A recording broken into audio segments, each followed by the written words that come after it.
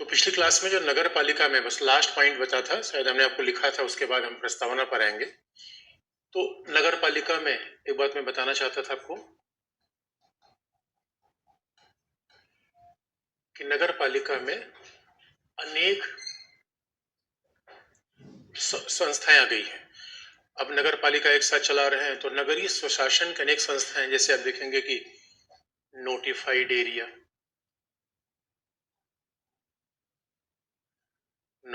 Area, ये समानांतर संस्थाएं नहीं होनी चाहिए। अच्छा, इसी बहाने आपको ये पता भी चल जाएगा नोटिफाइड एरिया क्या है। नोटिफाइड जैसा नाम से अधिसूचित क्षेत्र, यानी मान लो कि कोई क्षेत्र है जो कि तेजी से शहरीकृत औद्योगिकृत हो रहा है, यानी कहीं पे ऐसा क्षेत्र है जो तेजी से जहां मकान बन रहे हैं, शहर बन रहे हैं, क्यों कुछ इंडस्ट्री लग रही है। इसका मतलब है कि गांव से वो एरिया रहा नहीं, वो शहरों जैसा हो रहा है। लेकिन वहां नगर पालिका नहीं है, बल्कि नगर पालिका के बजाय वहां राज्य सरकार, आप जानते हो कि ये एरिया राज्य सरकार क्या करेगी कि अधिसूचना जारी कर देगी, नोटिफाइड कर देगी। क्योंकि ये बात हम जानते हैं कि बिना राज्य के विधि के कोई काम होता नहीं। तो राज्य कोई कानून बनाने के दो तरीके हैं, तो विधायिका बनाए या राज्य अधिसूचना जारी कर दे। इसलिए कोई विधि का निर्माण नहीं है, नोटिफाइड एरिया के लिए विधि का निर्माण नहीं है, बल्कि राज्य सरकार अधिसूचना जारी करती है कि यहाँ क्या होगा, यहाँ पे शहरी शासन की कुछ सुविधाएं, नगर पालिका कुछ सुविधाएं दी जाएगी, लेकिन जो इसके पदाधिकारी होंगे वो राज्य द्वारा मनोनीत होंगे। तो राज्य द्वारा मनोनीत पदाधिकारी होंगे, इसका मतलब है नोटिफाइड एरिया में जो नगरीय प्रशासन है वो निर्वाचित व्यक्तियों के द्वारा नहीं चलाया जाएगा। नोटिफाइड एरिया में नगरीय प्रशासन के लिए कोई विधि नहीं है। अच्छा, विधि हो भी तो 28 राज्यों की है, तो हर राज्य का पता लगाना थोड़ा मुश्किल हो जाता है। तो अब राज्य के द्वारा मनोनीत पदाधिकारी होंगे, इसका मतलब है यहाँ पे निर्वाचित पदाधिकारियों का प्रावधान नहीं है। तो आप ये बात जानते हैं कि जब निर्वाचित पदाधिकारी नहीं होंगे तो भाई डेमोक्रेसी में तो निर्वाचन बहुत महत्वपूर्ण होता है। बिना डेमोक्रेसी में अगर निर्वाचन ही करना है तो भी ठीक है, फिर आईएएस वगैरह, एसडीएम वगैरह शासन चला रहे हैं, उतना ही पर्याप्त है। भाई लोकतंत्र में निर्वाचन की आवश्यकता हम इसलिए तो महसूस करते हैं कि प्रशासन तो पहले से है हमारे पास। तो प्रशासन में जनता की भावना भी आ जाए, इसीलिए तो हम क्या करते हैं कि निर्वाचन, इसे नोटिफाइड एरिया में निर्वाचन नहीं होता। यानी नोटिफाइड एरिया में सरकार किसी पदाधिकारियों को मनोनीत कर देगी कि मूलभूत सुविधाएं, शिक्षा, स्वास्थ्य, ये सुविधाएं आम लोगों को मिले, सड़क, प्रकाश। क्योंकि कहीं भी आम आदमी रह रहा है तो जिम्मेदारी सरकार की बनती है, क्योंकि एरिया न तो शहरी रहा पूर्ण तौर पे, न ग्रामीण रहा। क्योंकि शहरी होती तो नगर पालिका आ जाती, ग्रामीण होता तो पंचायत आ जाता। दूसरा, उसके अलावा देखोगे दोस्तों, एक है टाउन एरिया कमेटी, दूसरा है टाउन एरिया कमेटी। अब इसके लिए राज्य विधि बनाती है, अलग अलग राज्य इसके लिए अलग विधि बनाते हैं। इसके लिए राज्य सरकार के द्वारा, राज्य विधानमंडल के द्वारा विधि का निर्माण किया गया है। और आप जानते हो राज्य विधानमंडल विधि बनाएगा तो अब 28 राज्य है, तो हर राज्य की विधि तो हमारे लिए संभव नहीं होता देखना। राज्य विधानमंडल विधि बनाएगा, पहली बात। और दूसरा ध्यान में रखने की बात है, जब राज्य विधानमंडल विधि बनाएगा तो ये क्यों विधि बनाएगा, क्योंकि ये छोटे नगर है, ये छोटा नगर है, टाउन है। आप जानते हो कस्बा, आपके आसपास अगर कई कई बच्चे कस्बे में रहते भी होंगे, कई बच्चे, यानी शहर और गांव के बीच में एक छोटा सा मोहल्ला होता है जहां 50 मकान इधर, 50 मकान इधर है, जलेबी की दुकान है। और जलेबी की दुकान में इतने भौरे होते हैं कि अगर कोई मिठाई वाला उसमें हाथ डाले तो भौरे उसको बिल्कुल नहीं काटते, मिठाई निकाल के चलाता है। और उस कस्बे में फल ऐसे बिकते हैं जैसे एक हफ्ते पुराने बिक गए हों। तो सेब भी बेचारा बिल्कुल परेशान हो जाता है सूख के। यानी छोटा सा बिल्कुल नगर है जहाँ पे कुछ नगर पालिका की व्यवस्था। वही नगर पालिका की व्यवस्था क्या है, जहाँ प्रकाश हो, सड़क हो, यही सारी नगर पालिका की व्यवस्था है। ये प्रकाश, सड़क की व्यवस्था है जहाँ राज्य के द्वारा की जाएगी, यही पूरा शासन है टाउन एरिया कमेटी का। और टाउन एरिया कमेटी में लोग कैसे होंगे, इसमें निर्वाचित भी हो सकते हैं, मनोनीत। निर्वाचित एवं मनोनीत दोनों को मिला जुला कर यहाँ पे नगरीय प्रशासन चलाया जाएगा। निर्वाचित भी होंगे, मनोनीत होंगे, और इनका प्रतिशत क्या होगा, जैसा राज्य विधानसभा के द्वारा कर दे। बात को ध्यान में रखने की है कोई नया शहर और उद्योग का शहर विकसित हो रहा हो तो उसमें नोटिफाइड एरिया कमेटी बनेगी। अब कोई छोटा कस्बा है, कोई छोटा सा कस्बा है जो कि स्वाभाविक रूप में जो छोटा कस्बा है, जहां नगर पालिका नहीं बनाई गई है या इतना छोटा एक बनाई नहीं जा सकती, तो वहां टाउन एरिया कमेटी बनाई जा सकती है, जहां आपस में लोग मिलकर वहां पे शिक्षा, स्वास्थ्य, ये सुविधाएं देंगे।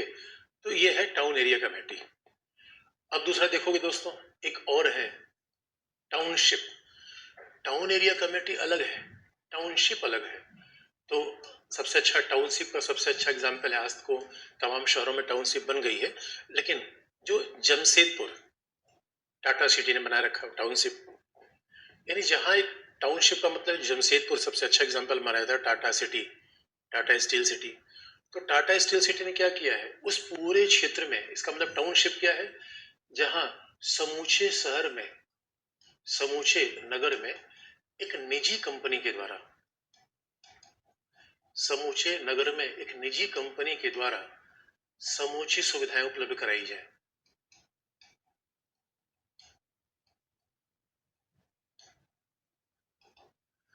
सुविधाएं उपलब्ध कराई जाए, इसे कहते हैं टाउन एरिया कमेटी। तो यहाँ पे स्वास्थ्य कैसे होगा, सड़क कैसे होगा, सीवेज कैसा होगा, प्रकाश कैसा होगा, ये सब भाई यही तो नगरीय सुविधाएं है, यही तो नागरिक सुविधाएं हैं। ये सब निजी कंपनी के द्वारा प्रदान किया जाएगा। अब इस अगर निजी कंपनी हमने कह दिया तो निजी कंपनी का ही प्रशासन होगा। यहाँ सरकारी मनोनयन की आवश्यकता नहीं है, समूचा प्रशासन निजी कंपनी का होगा कि वहां किस तरीके से शहर का प्रबंध किया जाए, कैसे लोगों को आम सुविधाएं पहुंचाई जाए। और आजकल तो आप देखोगे दिल्ली में, दिल्ली मुंबई वगैरह में बड़ी बड़ी टाउनशिप बन गई है, तो बड़ी बड़ी कंपनियां, कोई जेपी है तो कोई रहेजा है, ऐसी कंपनियां। तो उस पूरे क्षेत्र में वही सीवेज, प्रकाश, ये सारी व्यवस्थाएं वो निजी कंपनियां करती हैं। हाँ, ये बात सच है। आप कहोगे क्या उस सरकार का सर, देखो लोक व्यवस्था सरकार के हाथ में है, पुलिस सरकार के हाथ में है, तो वहां पे तो ऐसा नहीं कि सरकार के कोई खिलाफ कोई काम करेगा, लेकिन सरकार के अंतर्गत भी कोई व्यवस्था दी जा सकती है जो सरकारी ढांचे में हो, तब इसे कहते हैं टाउनशिप। अगला एक दो और बाकी बचे हुए हैं। देखो कहीं विशाखापट्टनम में जाओ, कभी आप मुंबई में जाओ, तो वहां आप देखोगे पोर्ट ट्रस्ट, पत्तन परिषद इसे कहते हैं। अब वहां इसका मतलब है जहां पे आप जानते हो कि जहां पे पोर्ट बनेगा, भाई कहीं भी औद्योगिक गतिविधि होगी तो वहां पे मानवीय आबादी जरूर रहेगी। अब पोर्ट के लिए स्वाभाविक तौर पर और वहां पे रहने वाली बस्तियों के लिए किस तरीके की नागरिक सुविधाएं उपलब्ध कराई जाए, यानी पोर्ट के नागरिक सुविधाएं वहां रहने वाले लोगों के लिए और पोर्ट के प्रबंध के लिए, पत्तन के प्रबंध के लिए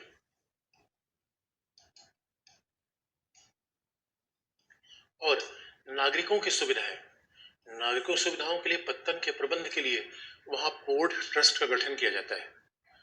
अब स्वाभाविक रूप में पोर्ट ट्रस्ट का गठन संसदीय अधिनियम के द्वारा होता है।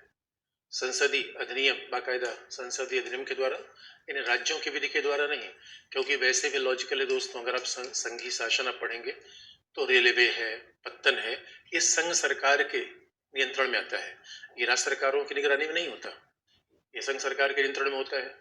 तो पोर्ट ट्रस्ट के द्वारा ये आम लोगों को नागरिक सुविधाएं दी जाएंगी, और इसमें स्वाभाविक रूप में निर्वाचित लोग भी हो सकते हैं, मनोनीत लोग भी हो सकते हैं। इसका मतलब है ये राज्य सरकार के अधीन होने के बजाय ये संसद के द्वारा संचालित होता है। और जहां नागरिक सुविधा की बात आ गई तो वही फिर शिक्षा, स्वास्थ्य, सीवेज, प्रकाश, कि जहां भी लोग रहने चाहिए वहां पे रहेंगे। इसका मतलब पोर्ट ट्रस्ट का मतलब है ना तो गांव रहा न शहर रहा, और पोर्ट में तो अपने आप में एक बड़ा पूरा शहर ही बन जाता है, जहाँ पे कभी समुद्र किनारे पर जाओ, देखो इतनी नौकाएं, इतनी बस्तियां, उस पूरे मोहल्ले को प्रबंध करने के लिए ये पोर्ट ट्रस्ट कॉन्सेप्ट आया। लास्ट में आप देखोगे कुछ बच्चे जो एक ऐसे शहर में है, मान लो कि वाराणसी में है, प्रयागराज में है, पटना में है, जोधपुर में है, कई शहरों में आप देखोगे तो वहां पे मिलिट्री कैंटोनमेंट जरूर होता है। भाई हमारे यहाँ सेनाओं को तैनाती, सेना के अधिकांश शहरों में की तैनाती की गई है, यानी सेना की तैनाती उस शहर में प्रबंध के लिए नहीं की गई है, सेना को तो आवश्यक परिस्थितियों में लाया जाता है, लेकिन दोस्तों अलग अलग शहरों में सेना को इसलिए तैनात किया जाता है कि देश के किसी भाग में कहीं समस्या हो तो वहां से उनको तुरंत बॉर्डर पर ले जा सके। क्योंकि पुलिस का काम होता है शहर का प्रबंध करना, सेना काम होता है सीमाओं की रक्षा करना। सेना काम तो सीमाओं की रक्षा है, लेकिन हमने बांट के इसलिए रखा हुआ है कि इसके दो पर्पज होते हैं। एक तो दुश्मन कभी हमला भी करना चाहेगा तो एक केंद्र पे सेनाएं नहीं है, और दूसरा अलग अलग सीमाओं पर अलग अलग जगहों से सेनाओं की तैनाती करना ज्यादा आसान होता है। तो मान लीजिए किसी शहर में, किसी नगर में, अब जो खास तौर पे बड़े नगर हैं, नगरों में सेनाओं के स्टेशन होते हैं, यानी सेनाओं के, आप कह लोगे कैंट होते हैं, जो कैंट कहते हैं, कैंटोनमेंट, छावनी, यानी सेनाओं का निवास होता है। तो सेनाओं की तैनाती नहीं होती, क्योंकि तैनाती का मतलब नहीं, शहर में सेना क्या करेगी, सेना का काम तो बॉर्डर पे है। तो सेनाओं के लिए छावनी बनाई जाती है, ठहरने का स्थान बनाया जाता है। गांव में भी लोग छावनी बनाते हैं, कहीं कहते ना कि छावनी में जा रहे हैं, मतलब छोटा सा कहीं खेत में दूर दराज कहीं पे थोड़ा छप्पर मान लेंगे, कहीं हम छावनी में जा रहे हैं, वैसे ही सेना की छावनी है ये। तो अब सवाल है, जहां सेनाओं के लिए छावनी बनाई जाएगी, वहां सेना का आवागमन होगा, और शहर ही है तो सेना के आसपास नागरिक आबादी जरूर रहेगी भाई, जहां सड़क बन जाए, जहां प्रकाश हो जाए। तो अब सवाल है कि इन सेना के कैंटोनमेंट बोर्ड, इसे क्या कहते हैं, छावनी परिषद को हम क्या कहते हैं, कैंटोनमेंट बोर्ड। तो नागरिक सेवाओं को बहाल रखने के लिए, बनाए रखने के लिए यहाँ क्या प्रावधान किया गया है, छावनी परिषद, कैंटोनमेंट बोर्ड। अब आप ये बात जानते हो, सेना तो स्वाभाविक रूप में संघ सरकार का विषय है, तो कैंटोनमेंट बोर्ड का निर्माण कैसे होगा, इसके लिए मिनिस्ट्री ऑफ डिफेंस ने प्रावधान किया है। ये बाकायदा रक्षा मंत्रालय का अधीन होता है। कैंटोनमेंट बोर्ड तो सेना का मामला, वैसे रक्षा मंत्रालय का अधीन होगा। तो रक्षा मंत्रालय ने प्रावधान कर रखा है कि ऐसी जगहों पे जहां सेनाओं की तैनाती है, वहां नागरिक सुविधाओं को प्रदान करने के लिए वहां पे निर्वाचन कराया जाएगा, लेकिन सेना के लोग भी प्रशासनिक अधिकारी होंगे। कैंटोनमेंट बोर्ड एरिया का प्रशासन का क्षेत्र सेना का अधिकारी देखेगा, उसके प्रशासन की जिम्मेदारी सेना के अधिकारी की है, लेकिन उसमें निर्वाचित अधिकारी भी होंगे। उस स्टेशन का चीफ कमांडिंग ऑफिसर, यानी इस सेना अधिकारी होगा, और बाकी निर्वाचित प्रतिनिधि होंगे। तो निर्वाचित प्रतिनिधि और सेना के अधिकारी दोनों आपस में मिलकर, लेकिन हमेशा नेतृत्व सेना के अधिकारी के हाथ में ही रहेगा। तो निर्वाचित व्यक्ति और सेना के अधिकारी मिलकर उस पूरे क्षेत्र के विकास का काम देखेंगे, क्योंकि ये भी ध्यान रखने की है कि उस पूरे आसपास के शहरों का विकास ऐसा न हो कि सेना के आवागमन में समस्या हो, कभी सेना को मोबिलाइज करना पड़े और सैनिकों की सुरक्षा में कोई समस्या है। इसलिए कैंटोनमेंट बोर्ड के लिए, कैंटोनमेंट बोर्ड को इसीलिए कहा जाता है कि ये नगरीय प्रशासन में नहीं आता। अब आप कहोगे सीमाएं क्या है, तो सीमाएं बाकायदा राज्य के द्वारा तय की जाती है कि यहाँ पे नगर पालिका का शासन होगा, यहाँ से पोर्ट ट्रस्ट शुरू होगा, यहाँ से टाउन एरिया कमेटी, यहाँ से बाकी। लेकिन कई बार सुधार में यही बात कही जाती है। इस बहाने से हमने दो चीज देख लिया, एक तो उनके बारे में बेसिक इन्फॉर्मेशन मिल गई कि होते क्या है, और इनसे हमने एक मेंस में जो लिखने का तरीका सीखा कि भाई देखो कि जब ये अलग अलग एरिया है तो भाई नगरीय प्रशासन के लिए एक प्रबंध होना चाहिए, ऐसे अलग अलग एरिया हमने क्यों बना रखे हैं, ये भी आलोचना की जाती है। इसका मतलब है ये है, इसी साथ हम नगर पालिका खत्म कर सकते हैं। तो नगर पालिका में आप सुझाव हमें इतना केवल देना था लिखने में, अलग अलग नगरीय प्रशासन ने क्यों बना रखा है, भाई सब चीज को नगर पालिका में शामिल कर दिया जाए। एक ही शहर में पता चला पोर्ट ट्रस्ट भी है, एक ही शहर में टाउन एरिया कमेटी भी है, एक ही शहर में कैंटोनमेंट बोर्ड भी है। तो ऐसी तीन तीन समानांतर संस्थाओं का निर्माण का औचित्य नहीं होना चाहिए। नगर पालिका यहीं तक दोस्तों। अब हम संविधान के अगले भाग में चलेंगे, जिसका नाम है प्रस्तावना, प्रियम्बल। और आप पूछोगे प्रस्तावना हम अंत में क्यों पढ़ रहे हैं, प्रस्तावना के बाद आप जो टॉपिक कहोगे उसके बाद हम बता देंगे आपको। प्रस्तावना, अगर आप ये पूछा जाए प्रस्तावना अंत में क्यों पढ़ रहे हैं, क्योंकि दोस्तों देखो, सही मायने में अगर हमने पूरे संविधान को समझ लिया, अब मान लो किसी जूस की दुकान पर आप गए और जूस की दुकान से पूछा भाई जूस दो, उसने जूस दिया, और जूस देने वाला ये कहे कि भाई इसमें से मुझे फ्रूट निकाल के दिखाओ, तो आप कहोगे सर ये कैसे हम कर सकते हैं, फ्रूट अब क्या क्या डाला है तुम ही समझ सकते हो। ऐसे ही दोस्तों प्रस्तावना पूरे संविधान का सारांश है, जूस है। तो अच्छी बात है, पहले हम एप्पल देख लें, ऑरेंज देख लें, उसके बाद फिर जूस देखना बड़ा आसान है। क्योंकि सच माने संविधान, अभी तक हम संविधान के क्या पढ़ रहे थे? शरीर पढ़ रहे थे, संविधान के ढांचे पढ़ रहे थे, शरीर पढ़े, संविधान के ढांचे पढ़ रहे थे। अब सवाल है, अगर हम तलाश करें संविधान की आत्मा कहाँ है, तो वो प्रस्तावना मिलेगी। इसलिए हमने पढ़ने का तरीका अपनाया कि अगर मैं पहले प्रस्तावना आपको बताता तो फिर हमें संविधान की सारी बातों को उल्लेख करना पड़ता, लोकतांत्रिक सरकार, संघीय सरकार, पंथ निरपेक्षता, समाजवाद, तो आपको समझने में कठिनाई होती। इन्हें प्रस्तावना कुछ ऐसे मान लो कि हमारे संविधान का जीपीएस है। अगर स्टूडेंट के प्रस्तावना, प्रियम्बल, दोस्तों हमारे संविधान का जीपीएस है। जीपीएस या आजकल टेक्नोलॉजी भाषा में कहा जाए या इसको आम भाषा में कहा जाए तो कन्हैयालाल माणिकलाल मुंशी, के.एम. मुंशी ने कहा था कि प्रस्तावना हमारे संविधान की जन्म कुंडली है, हॉरोस्कोप। जन्म कुंडली खास बात होती है, कभी आप जन्म कुंडली को देखो तो पता चला जन्म कुंडली में हमारे अगले 100 साल का हिसाब किताब लिखा होता है। और जन्म कुंडली हम इसीलिए बनाते हैं कि भविष्य देखना चाहते हैं। तो कोई पास्ट के लिए कोई कुंडली नहीं बना भाई, पास्ट जो हो गया वो तो हमें पता है भाई, उत्सुकता किस बात को जानने के लिए होती है, भविष्य में क्या होगा। यानी सही मायने में हम किसी मार्ग पर जा रहे हैं तो डायरेक्शन तो चाहिए, इसलिए प्रस्तावनाओं को आप संविधान का जीपीएस कहिए, प्रस्तावनाओं को आप संविधान का जन्म कुंडली कहिए। इसका मतलब प्रस्तावना समझ गए तो हम पूरे संविधान को समझ सकते हैं। ये प्रस्तावना संविधान का सारांश है, इसलिए सारांश को हम लास्ट में पढ़े ज्यादा अच्छा रहता है, तो हमें एक एक शब्द को फिर समझाना पड़ता है आपको। अब सवाल है कि अगर ये प्रियम्बल है दोस्तों, सच मानिए ये कहने के तरीके हैं। प्रस्तावना संविधान की फिलॉसफी है, यानी अगर हम प्रस्तावना की बात करें, कहने के तरीके अलग अलग हैं। प्रस्तावना क्या है? संविधान का दर्शन है, फिलॉसफी। प्रस्तावना क्या है? संविधान की जन्म कुंडली है। प्रस्तावना क्या है? संविधान का इंट्रोडक्शन है, परिचय है। प्रस्तावना क्या है? भारतीय संविधान का एक तरीके से सिद्धांत है। प्रस्तावना क्या है? भारतीय संविधान की आत्मा है, अब जैसे भी कहना चाहो, क्योंकि कुल मिला के अभिप्राय एक ही होता है। अब आपको बता दें, भारतीय फिलॉसफी तो दर्शन का मतलब होता है, दर्शन का तो सामान्य मतलब आंखों से देखना, लेकिन हकीकत है बच्चों, दर्शन का मतलब वो नहीं। तो हमें दुनिया वो नहीं दिखती जो हम देख रहे हैं, हमें दुनिया वो दिखती है जो हम देखना चाहते हैं। कैसे? अब कोई शादी विवाह में जाओ, कोई युवा व्यक्ति बिल्कुल एकदम उत्साहित हो जाता है, ये देश है वीर जवानों का, उसमें डांस करेगा, नाग नागिन बन जाएगा। और वहीं पर बूढ़ा आदमी बड़ी शालीनता से देखता रहता है कि अरे भाई शादी क्या है, दो आत्माओं का ऐसा मिलन है जिसके बाद आदमी केवल परमात्मा ढूंढता है। बूढ़े आदमी को लगता है कोई और फंस रहा है, जवान आदमी को लगता है कि यार काश हमारा मौका कब आएगा। घटना एक है दोस्तों, देखने के दो नजरिए हैं, यही है प्रेम, यही है दर्शन। अब कहोगे इसका मतलब किसका दर्शन? भारतीय जनता का। तो भारतीय जनता का दर्शन किसने लिखा? डॉक्टर राजेंद्र प्रसाद ने, नेहरू ने, अंबेडकर ने।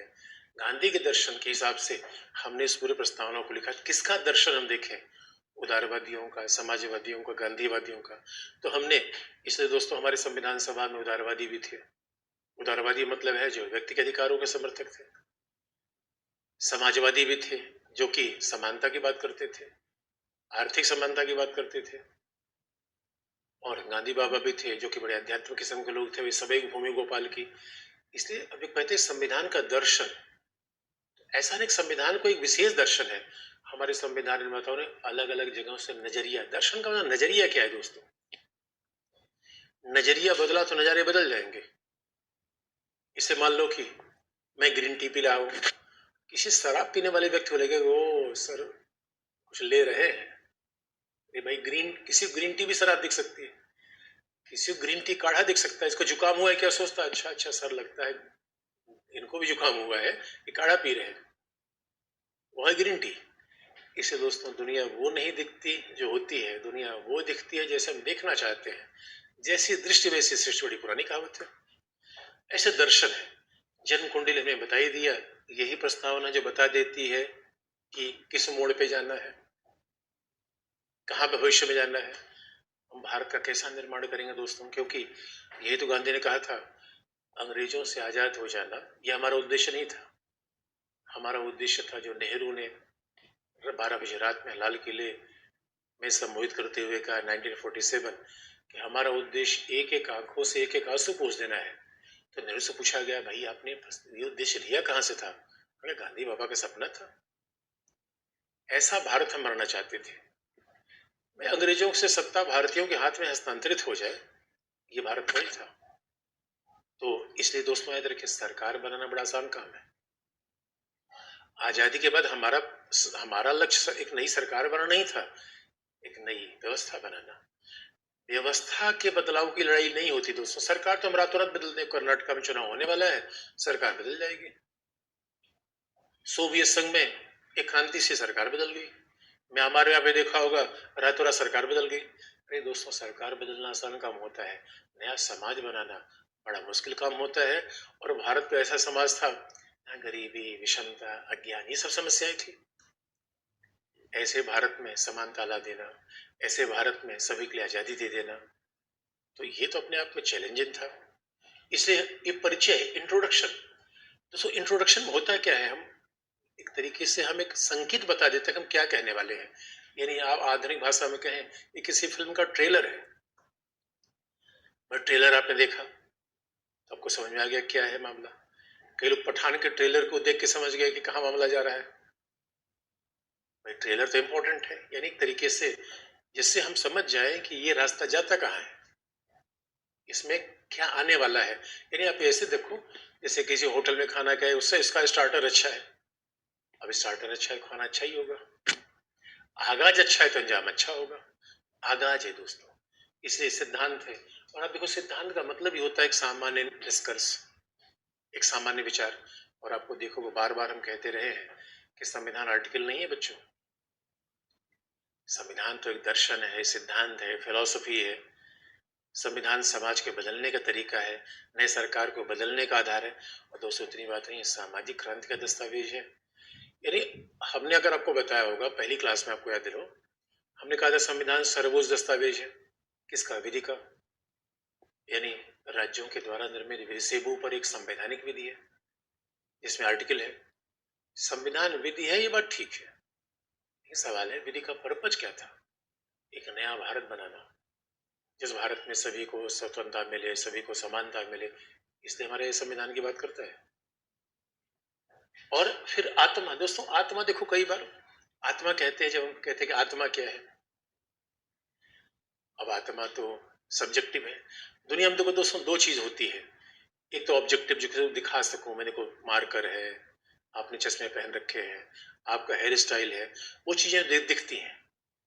अब आपकी लंबाई है, ऑब्जेक्टिव है, भाई नाप रख सकते हो। आत्मा, आत्मा तो आज तक दिखी नहीं। अब डॉक्टर आज तक नहीं ढूंढ पाए, भाई डॉक्टर तो मरने होने के बाद बॉडी का पोस्टमार्टम भी करते हैं। डॉक्टर तो अगर जीते भी चीड़फाड़ कर देते हैं।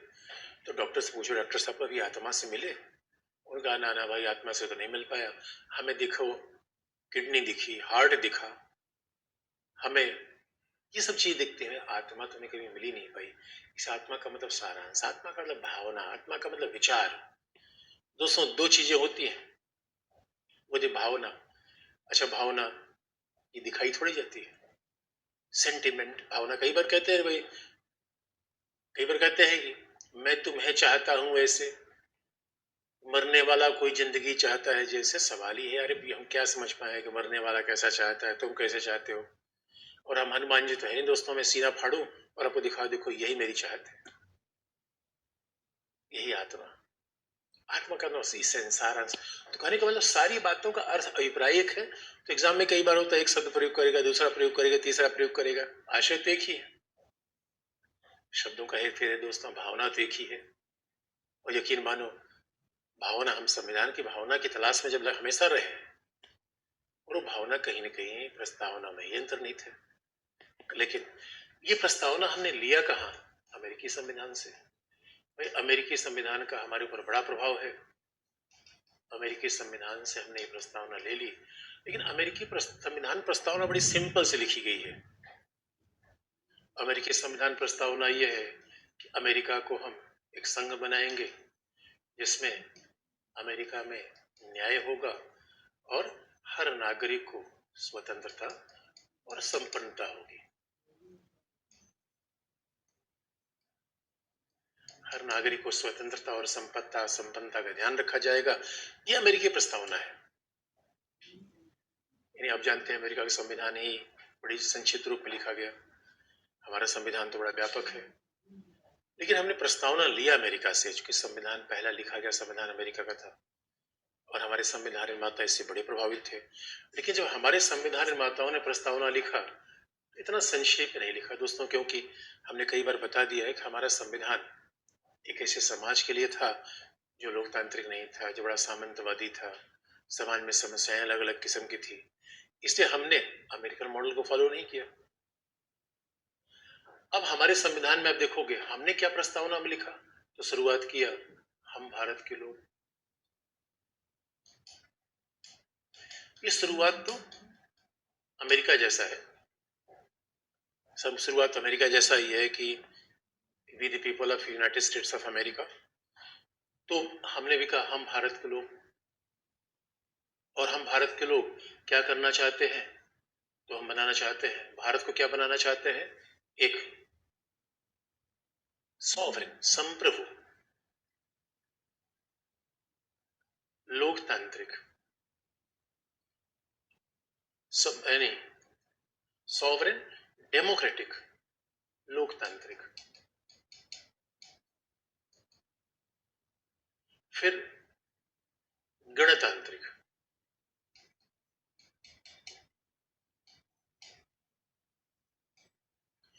अब कहोगे सर संप्रभु, सॉवरेन, और कहा भी जाता है सॉवरेन शब्द हमने आयरलैंड के संविधान से लिया।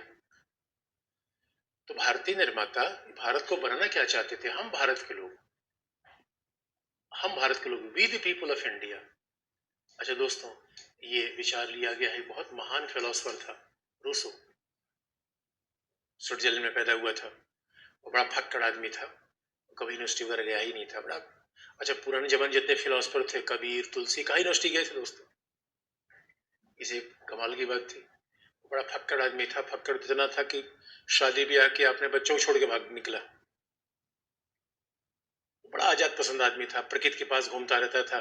उससे पूछा भी गया कि तुमने कभी पढ़ाई वढ़ाई नहीं की। उसने कहा अरे भाई पढ़ाई यूनिवर्सिटी में थोड़ी होती है, अरे पढ़ाई तो गंगा के किनारे, हिमालय के पास, समुद्र के पास होती है। अरे पढ़ाई तो प्रकृति के छांव में होती है, जैसे हमारे रविन्द्रनाथ टैगोर कहा करते थे। तो वो कहा करता था, रूसो बड़ा कहा करता था दोस्तों, कि हमारा समाज ऐसा नहीं होना चाहिए जहां पता चला समाज बटा हुआ है मालिक मजदूर में, मालिक दास में,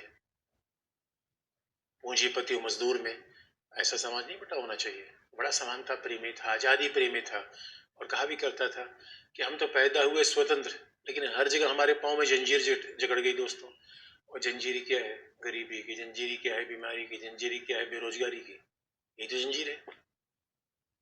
तो आप याद रखो, जब कोई फिलोसफर कोई बात कहता है तो वो शाब्दिक उसका मतलब नहीं होता, उपमात्मक, उपमा कहेगा।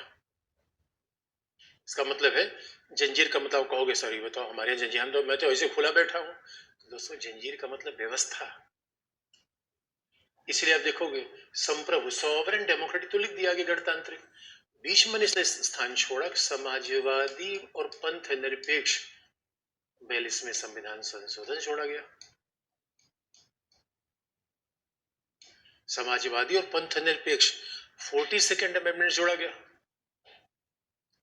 अगर आपको याद होगा तो फंडामेंटल राइट में हमने सेकुलरिज्म का मतलब, पंथ निरपेक्ष मतलब आपको बता दिया है।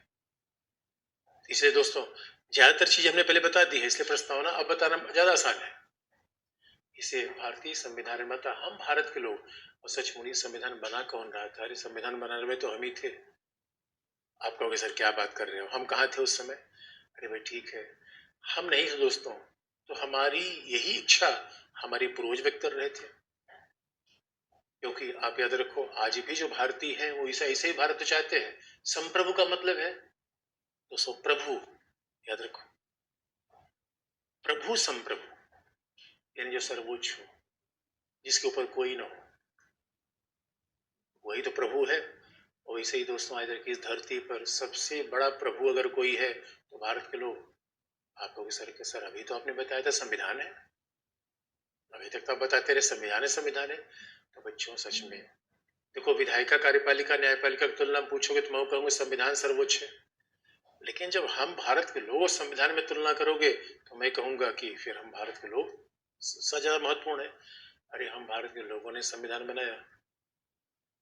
आप कहोगे सर फिर वही बात कर रहे हो, हम भारत के लोगों ने कहा बनाया? तो सच मानो बच्चों, हम भारत के लोगों ने बनाया क्योंकि हम भारत के लोगों की जो इच्छा है वो एक ऐसे ही भारत बनाने की आज भी है। और दूसरी बात है कि हम भारत के लोगों ने क्यों बनाया, क्योंकि संविधान ने अनुच्छेद 359 में हर व्यक्ति को अधिकार दे दिया कि भाई अगर आपको लगे कल संविधान में कोई बदलाव करना है तो आप संशोधन कर देना। क्योंकि दोस्तों, हम भारत के लोग का मतलब है कि हमारी इच्छाओं का शासन होगा, हमारा सीधा सहभागिता तो जरूरी नहीं है। क्योंकि आप देखते हो जब हम डेमोक्रेसी की बात करते हैं, लोकतंत्र का दो मतलब होता है, एक तो हमारा शासन, जनता का शासन, आम लोगों का शासन। लेकिन आप समझ लो भारत इतना बड़ा देश है, अरे भाई गांव गांव में संभव ग्राम सभा की बैठक बुला लिया। इतने भारत में कहाँ किसी की बैठक बुलाए? तो हम इसका तरीका ढूंढा कि हमारे प्रतिनिधि हमारी इच्छा को लेकर संसद में जाएंगे, विधानसभा में जाएंगे और विधि बनाएंगे। और कल के लिए अगर हम अपने प्रतिनिधियों से कहें कि भाई संविधान में थोड़ा बदलाव कर लो, वो संशोधन कर लेंगे। इसलिए बात ध्यान में रखने की, संप्रभुता का मतलब सर्वोच्चता। संप्रभुता मतलब सामान्य भाषा में सर्वोच्चता, यानी एक भूभाग विशेष में भारत में सर्वोच्च होगी दोस्तों आम जनता। आपको इस तरह आम जनता में क्या आएगा? आम जनता का मतलब क्या है? 18 वर्ष से ऊपर के भारत के नागरिक जो निर्वाचन का अधिकार लेते हैं। इसलिए आप देखोगे संप्रभु, लोकतांत्रिक, समाजवादी, पंथ निरपेक्ष, गणत, ये दो शब्द हमने 42वें संविधान संशोधन के बाद जोड़े। 1976 इंदिरा गांधी की सरकार। और तीसरा शब्द लास्ट में हम जोड़ा था अखंडता। तो यद्यपि बात सही है कि इन शब्दों के जोड़ने के पहले भी इनकी अंतरात्मा हमारे संविधान में थी, ऐसा नहीं था कोई नई बात आ गई। लेकिन इन शब्दों को हमने जोड़ा तो दोस्तों कितनी बार हमने बता दिया, निदेशक तत्व पढ़ो, समाजवाद का आधार दिखता है। क्योंकि हमने पहले भी निदेशक तत्व बता रखा है, भारत के समाजवाद का सिंपल सा मतलब आर्थिक समानता। आर्थिक समानता का मतलब है क्या सभी के लिए एक जैसा घर, एक जैसा मकान? नहीं, विषमताओं को न्यूनतम कर देना।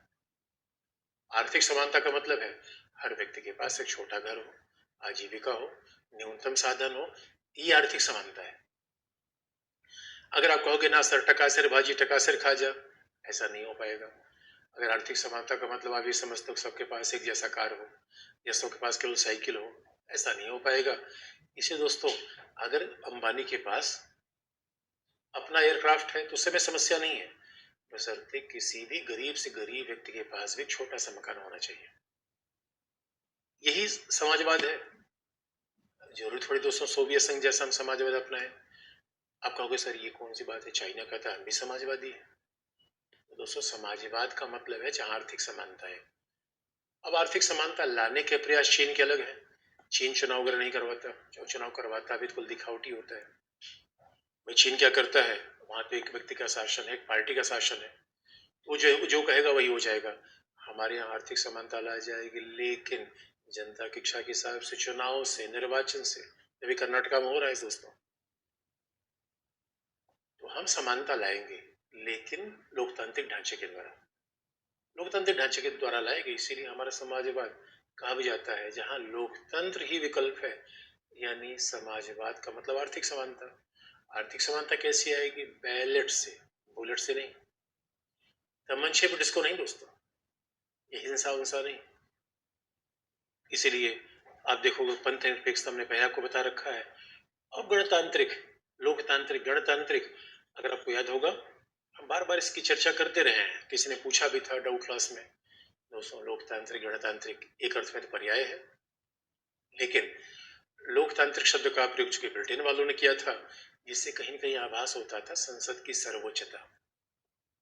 तो भारतीय संविधान निर्माताओं ने कहा ना भाई, और वहां ब्रिटेन में संसद की सर्वोच्चता थी, वहां लॉर्ड सभा है जो निर्वाचित नहीं है, वंशानुगत है। और तीसरा, वहां पे लिखे संविधान में ये फंडामेंटल राइट नहीं है। तो भारतीय संविधान निर्माताओं ने कहा ना भाई, हमारे राष्ट्रपति भी निर्वाचित होगा, इसलिए गणतांत्रिक है। शक्ति संसद में नहीं होगी, आम जनता सर्वोच्च है इसलिए गणतांत्रिक है। और फिर तीसरा, क्यों गणतांत्रिक है, यानी बात को ऐसे समझ ले,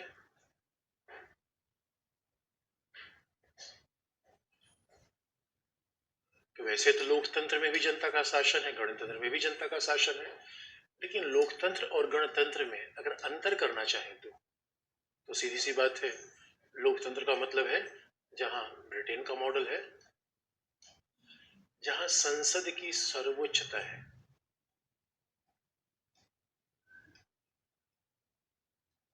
लेकिन गणतंत्र में अमेरिकी मॉडल है जहां पे जनता की सर्वोच्चता है,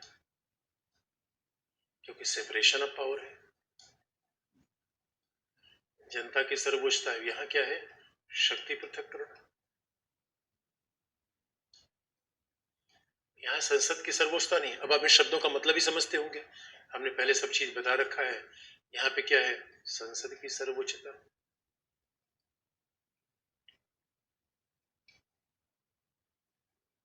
यहाँ पे क्या है, राष्ट्राध्यक्ष कौन है, महारानी या महाराजा। महाराजा या महारानी राष्ट्र के अध्यक्ष होते हैं, और गणतंत्र में क्या होता है, राष्ट्रपति निर्वाचित होता है। तो जो हमारा राष्ट्राध्यक्ष है वो निर्वाचित है। याद रखना दोस्तों, एक है सरकार का अध्यक्ष, वो प्रधानमंत्री है। एक है शासन का अध्यक्ष, वो प्रधानमंत्री है। एक है राष्ट्र का अध्यक्ष, वो राष्ट्रपति है। एक है संवैधानिक प्रधान, वो राष्ट्रपति है। इसलिए आप देखोगे हमने गणतंत्र मॉडल लिया। ये अमेरिकी संविधान निर्माता गणतंत्र शब्द का प्रयोग करते हैं, ब्रिटिश लोगों ने लोकतंत्र का प्रयोग किया। और फिर आप देखोगे ब्रिटेन में क्या है, यहाँ पे संविधान लिखित नहीं है, लॉर्ड सभा है जो गैर निर्वाचित है, वंशानुगत है, यानी लॉर्ड का बेटा लॉर्ड। जबकि यहाँ क्या है, स्वाभाविक रूप में कोई गैर निर्वाचित संस्था नहीं है, सारी संस्थाएं निर्वाचित है। राज्यसभा, लोकसभा, ये जब थोड़ा सा बाहर लोगों का मनोनयन होता है तो वो स्वाभाविक रूप में है, वो थोड़ा सा ब्रिटेन का प्रभाव दिखता है। लेकिन आप देखोगे, इसीलिए गणतंत्र में क्या है, मूल अधिकार है, मूल अधिकार है, न्यायिक पुनरावलोकन है। लोकतंत्र में हो ऐसा जरूरी नहीं है। तो लोकतंत्र का मतलब है कि जहां भाई निर्वाचन होता है, लोकतंत्र से बहुमत की सरकार का भान ज्यादा होता है। भाई बहुमत की सरकार है, ये बात ठीक है, लेकिन गणतंत्र में क्या है, मूल अधिकार है, संविधानवाद है, न्यायिक पुनरावलोकन है। क्योंकि दोस्तों बहुमत की सरकार कई बार गड़बड़ा जाती है मामला। इसलिए लोकतंत्र और गणतंत्र में ये तकनीकी अंतर है। लेकिन अगर आप कुल मिला के अंतर देखोगे तो मैंने कहा तकनीकी है, समानता भी है। लोकतंत्र भी जानता, लोक और तंत्र, तंत्र का मतलब शासन, लोक का मतलब लोक, गण का मतलब लोक, तंत्र का मतलब शासन। तो अंतर तो कुल मिला के दोस्तों बहुत तकनीकी रूप में ही है, क्योंकि हकीकत की बात है कि हर लोकतंत्र में सर्वोच्चता तो जनता की ही है। हर लोकतंत्र में सर्वोच्चता जनता की है, ये बात हम इनकार नहीं कर सकते। तो ये बात है, अगर लेकिन तकनीक रूप में अंतर करना होता है, ऐसा अंतर आप कर सकते हैं। और जब हम ये बात करते हैं कि ठीक है, अब तो हमारे यहाँ संप्रभु, संप्रभु का मतलब सर्वोच्चता होगी, जो सबसे बड़ी संस्था हो, शक्ति की सबसे बड़ी संस्था हो, संप्रभु होगी। यानी एक भूभाग पर सबसे बड़ी संस्था, तो कहते हैं कि सरकार संप्रभु है, जनता तो सरकार से ही बड़ी है जनता। लोकतंत्र में जनता ही शक्ति का स्रोत है। हम भारत के लोग, लोकतांत्रिक गणतांत्रिक समाजवाद का मतलब आर्थिक समानता, और आर्थिक समानता को बढ़ाना, विषमता को कम से कम करना। और अगर आपको ये भी याद होगा, निदेशक तत्व मैंने बताया था कि कई लोग ऑब्जेक्शन करते हैं, सर ये कौन सी बात है, उदारीकरण का जमाना आ गया। अरे दोस्तों, उदारीकरण का जमाना आ गया, समानता का महत्व कम थोड़े हुआ है, समानता का महत्व कम हुआ नहीं। और पंथ निरपेक्षता का मतलब हमने पहले फंडामेंट राइट में अनुच्छेद 25 बता रखा है। और प्रस्तावना में क्या है, फिर हम भारत के लोग इस शासन प्रणाली का निर्माण करेंगे। तो आप जानते हो कि हमारा सरकार ऐसी होगी, संप्रभु, लोकतांत्रिक, समाजवादी, पंथ निरपेक्ष, गणतांत्रिक। लेकिन सरकार बनाना बड़ा काम है, समाज। तो आप देखोगे इसके बाद प्रस्तावना में क्या लिखा गया है कि फिर हम भारत के लोग क्या करेंगे।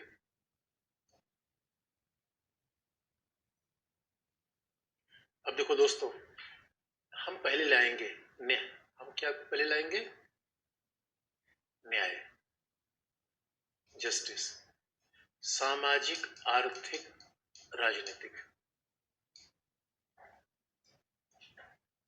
अब सवाल है कि हम कैसा भारत बनाना चाहते हैं, तो इसमें फिर मामला है सामाजिक, आर्थिक, राजनीतिक, न्याय। और दोस्तों ये जस्टिस यानी याद भी रखना है, तो जे जवाहर, एल लाल, और इसका मतलब है जस्टिस के बाद क्या है? स्वतंत्रता। पहले जे कर लो, फिर उसके बाद एल कर लो। अब याद रखना हो तो इसे जी आ गया, फिर एल आ गया। तो स्वतंत्रता क्या होगा दोस्तों? अब देखो लिबर्टी, और लिबर्टी किसकी? थॉट एंड एक्सप्रेशन, विचार अभिव्यक्ति की स्वतंत्रता।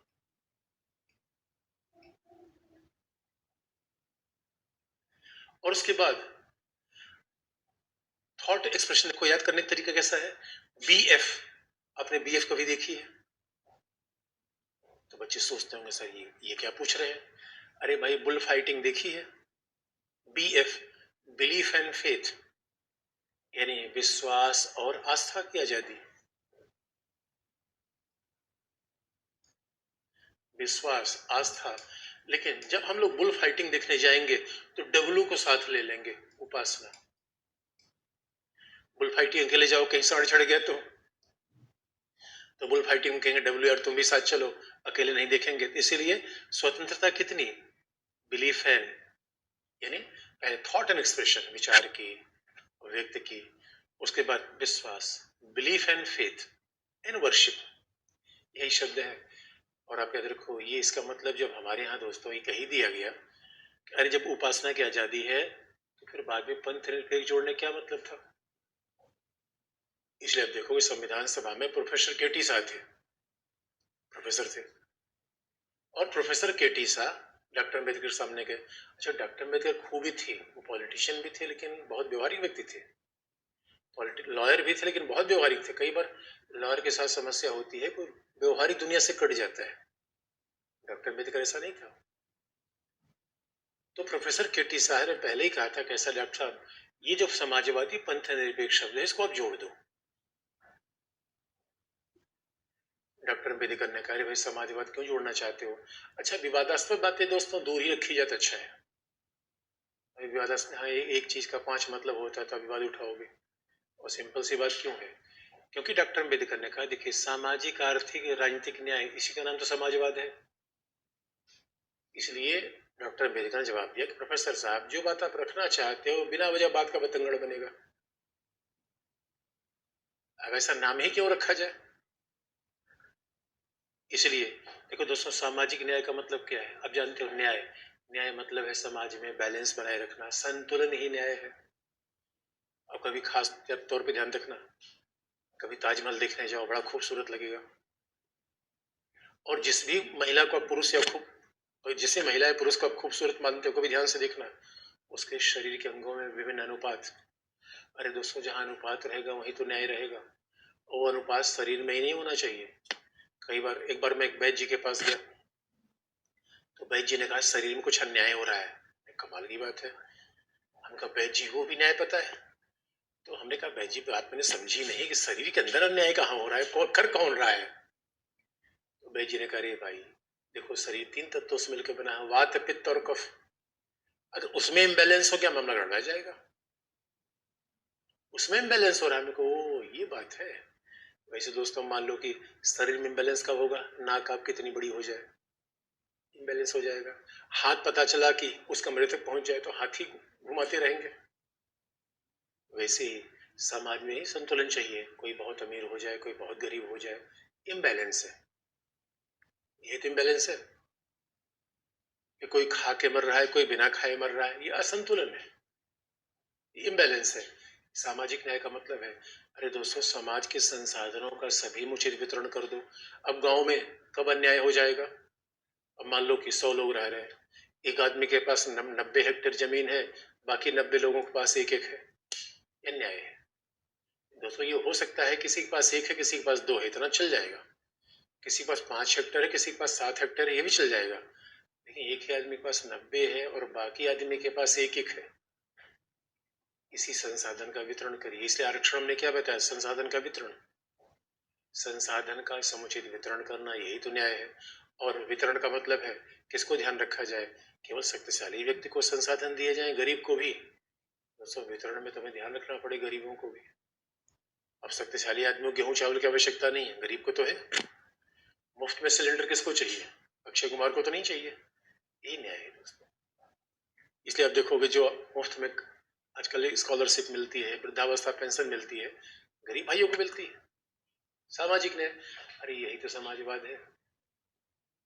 आर्थिक न्याय का मतलब आपको सर आर्थिक न्याय में क्या किया जाए? कि सरकार सबको मर्सिडीज दे या सरकार सबको यूलू दे? यूलू मतलब ई बाइक आ गई आजकल। तो हकीकत दोस्तों देखो, जिसको मर्सिडीज सरकार नहीं देगी, जिसको खरीदना है खुद खरीद ले। आर्थिक न्याय का मतलब ये नहीं होता कोई कहेगा हमारा भी मकान 26 मंजिले का अंबानी जैसा होना चाहिए। तो भैया अंबानी की जैसे मेहनत करो, 26 मंजिले का मकान बना लो। ये सरकार 2 कमरे का मकान जरूर देगी। अब कोई प्रधानमंत्री आवास योजना के खिलाफ कोई चेतन ले चला जाए, कहेगा भैया ये देखो हमारे साथ अन्याय हो रहा है, ये तो समाजवाद खिलाफ है। हमारा घर 1 कमरे का, इनका घर 10 कमरे का। तो दोस्तों, हम जब न्याय की बात करते हैं, समानता की बात करते हैं, इसका मतलब है न्यूनतम स्थितियां सबके साथ एक जैसी होनी चाहिए। उसके बाद अगर किसी को लेना है भैया कंपटीशन करो, फिर पढ़ो, फिर खरीदो, ले लो। सरकार ने कहा मना किया। इसलिए आप देखोगे राजनीतिक न्याय का मतलब है न कोई पैदाइशी शासक होगा, न कोई पैदाइशी शासक होगा। हर व्यक्ति का एक वोट, जो चाहे वो चुनाव लड़ ले, मंत्री बन जाए। अरे दोस्तों, आप तो देख ही रहे हो, कभी कोई प्रधानमंत्री हमारे चाय बेचते थे, प्रधानमंत्री बन गए। ये तो बात मैं बार बार बच्चों को कहता रहा हूँ, बच्चे बिला वजह दिल छोटा कर लेते हैं। दोस्तों, लोकतंत्र में हो आप याद रखो, लोकतंत्र में तो मंत्री प्रधानमंत्री का पद सबके लिए है। यही तो राजनीतिक न्याय है। एक जमाना था जब सोचो राजा महाराजाओं के शासन थे, तो वहां पे तो राजा महाराजा खानदान से ही लोग अब राजा और राजकुमार बनते थे, और आज भी कई देशों में ऐसा है। हमारे यहाँ देखो, राजनीतिक न्याय का मतलब सबके लिए शासन का पद खुला है, सबका मत एक है, सबका मत एक है।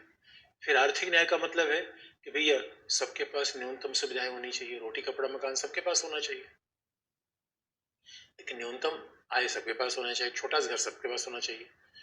और सामाजिक का मतलब है न तो जाति लिंग धर्म के आधार पर भेदभाव हो, संसाधनों का वितरण किया जाए, और न ही बहुमत अल्पमत के खिलाफ काम करे। इसलिए ये हम कहते हैं न्याय और स्वतंत्रता दोस्तों। और सच मानो जब विचार, अब ये न्याय कह लो, आप कहोगे सो सॉरी यही तो समाजवाद है। तो सही बात, यही तो है समाजवाद। अरे भाई, आर्थिक समानता समाजवाद है तो पहले लिखा गया था।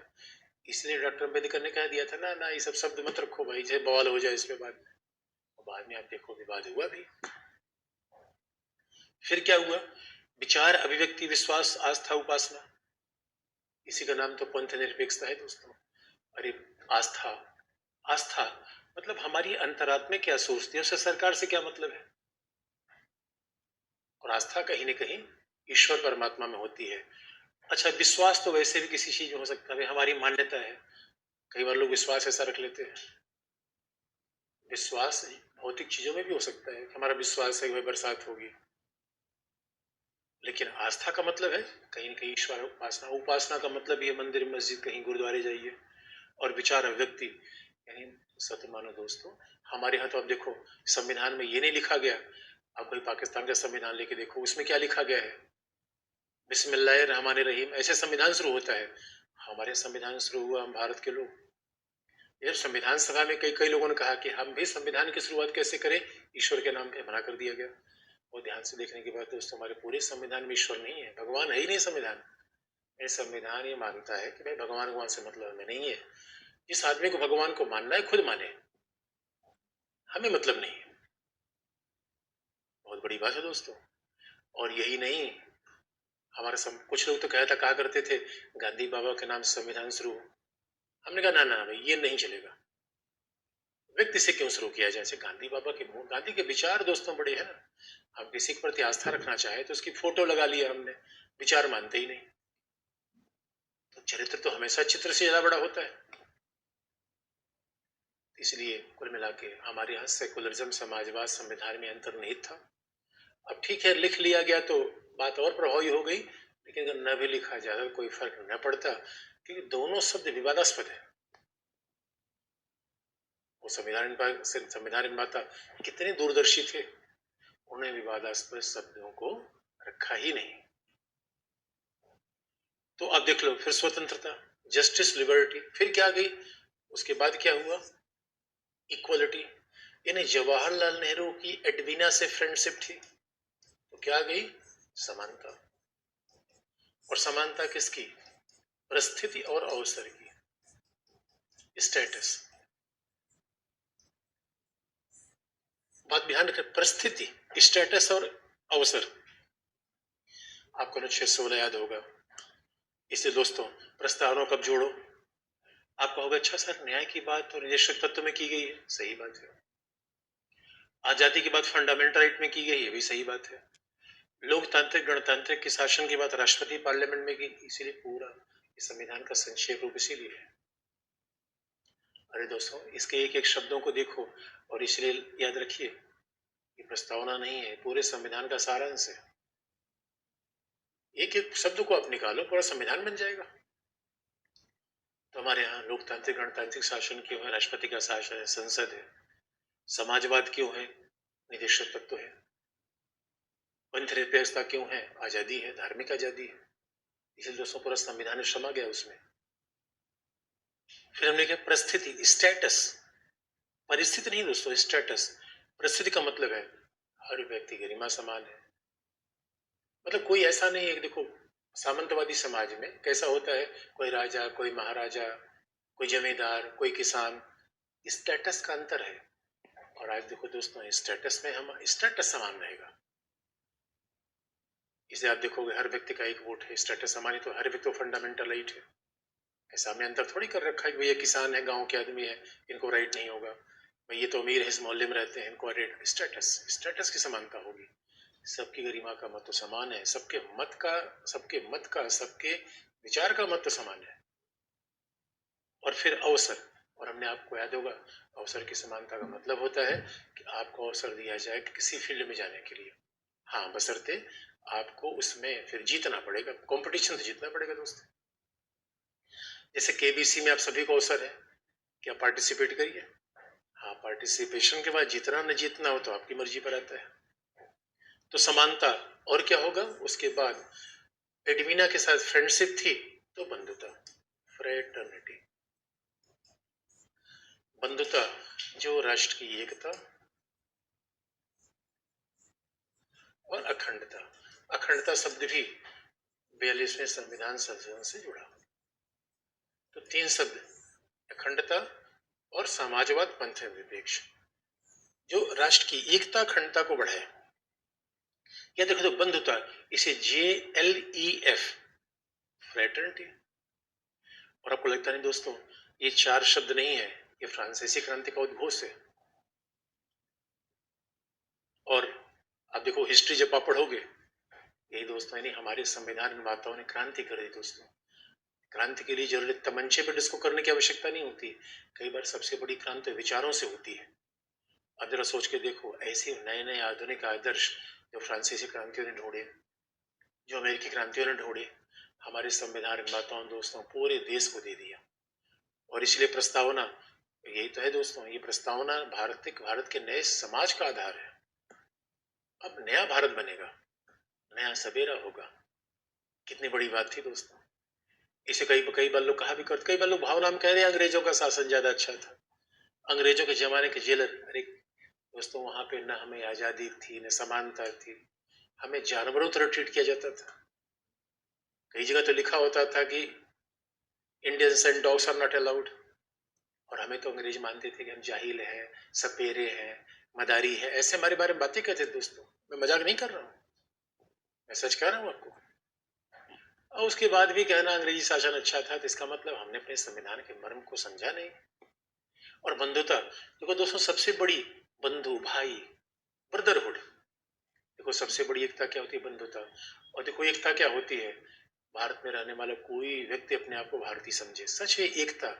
जो देखो दोस्तों, इसमें एकता भौगोलिक होती है, अखंडता मनोवैज्ञानिक होती है।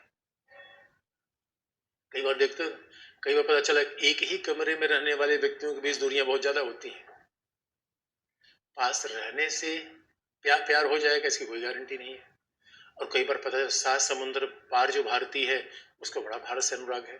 अखंडता मनोवैज्ञानिक है। मनोवैज्ञानिक ऐसा, हमें भारतीय होने पर गर्व है, मेरा भारत से लगाव हो, मेरी भारत के तिरंगे के प्रति सम्मान है, मेरा संविधान के प्रति मेरा सम्मान, यह अखंडता है दोस्तों, इंटीग्रिटी। यानी कुल मिला के सच मानो, यही तो सबसे बड़ी बात है दोस्तों। एक होता है राष्ट्र को भौगोलिक एक कर देना, भाई हमारी सीमाओं पर सेनाएं खड़ी है, एकता, पूरे हमने सीमाओं को ले लिया। एकता प्रशासनिक होती है, एकता भौगोलिक होती है, भाई अब पूरा भूभाग पर हमारा नियंत्रण है, ये तो एकता हो गई, एकता तो हो गई। इन हकीकत की बात दोस्तों, अखंडता। हाँ, ये बात ये मानी मनोवैज्ञानिक होना चाहिए। मैं कभी देखिए दोस्तों, अखंडता कैसी होती है, इंटीग्रिटी कैसी होती है। सचिन तेंदुलकर जब मैच खेलते हैं और अपने हेलमेट पे स्टिकर लगा के जाते हैं, तो इससे पता चलता है कि उनका भारत के प्रति लगाव है।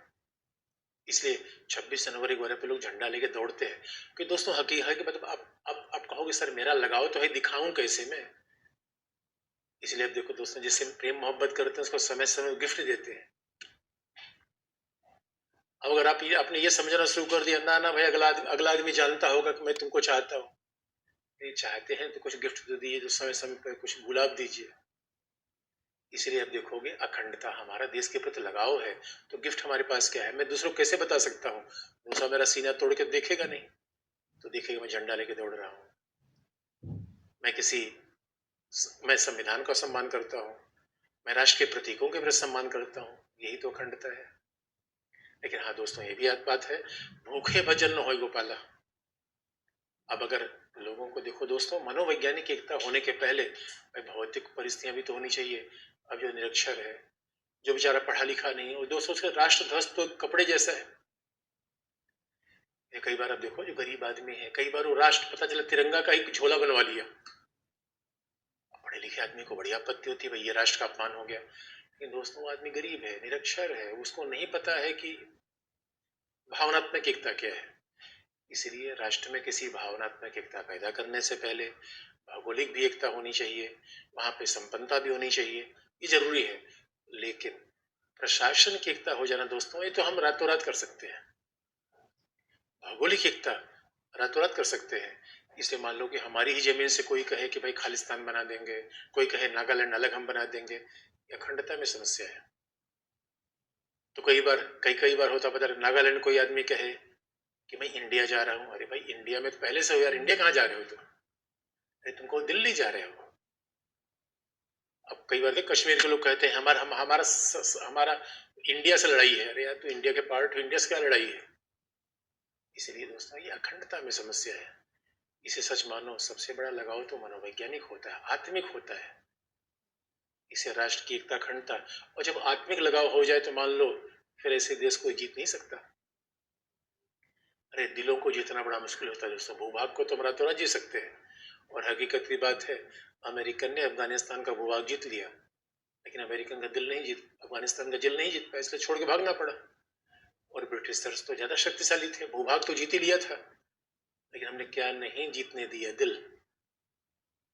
इसे दोस्तों, किसी को प्यार करो तो चक्कू लेके मत दौड़ो उसके पीछे कि चक्कू लेके दौड़ रहे हैं। चक्कू लेके बात नहीं बनेगी।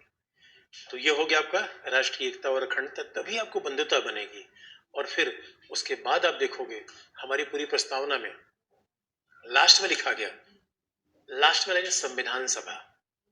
संविधान सभा ने 26 नवंबर 1949, संविधान सभा शब्द का प्रयोग लास्ट में है।